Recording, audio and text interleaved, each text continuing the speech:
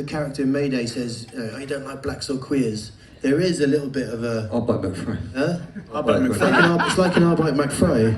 When it's that, so it can be provocative and you can connect with the wrong people, but sometimes that's a way to start conversations. And you know, it's like the other night when you had the Palestine thing on stage and you said from the river to the sea, and you got some cheers, but you know, you got boos as well.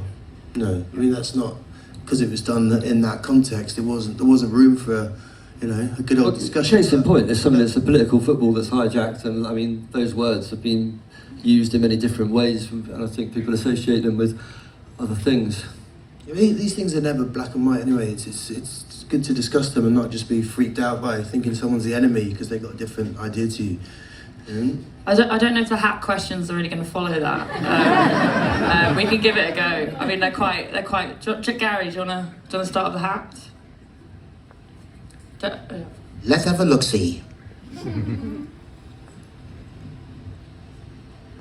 Peter. Yes. What are the origins of a Baron's Claw? Ah, the mysterious Baron's Claw. Very first origins of it was, I don't know, probably get in trouble for telling the story, but there was, do you remember that Amy Winehouse, when she came to one gig, she used to have this thing where she was basically taking the piss out of me because I had these filthy hands, and she was going, "What's that in your hand?" And I was hiding something I shouldn't, basically I was hiding a pipe, and then it became this thing where you walk with what you call the Baron's Claw to hide the crack pipe, and then years later we never got around to writing it or recording it with her, but we always thought we'd have that little memory of her and gesture to her. Yeah.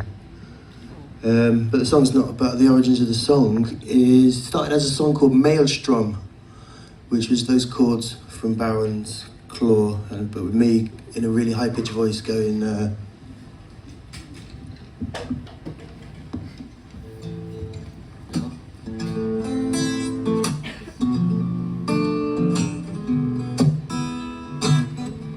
Baron's Claw goes, first time I saw the Baron's Claw, Maelstrom went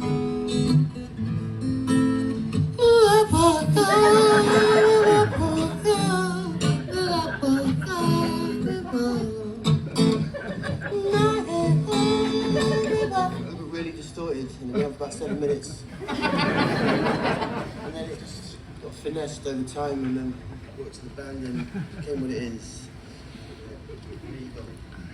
How many times has it kind of changed then? How long have you had it? I just went from that really rough recording of me singing high pitch on a dictaphone, and then did a demo of it.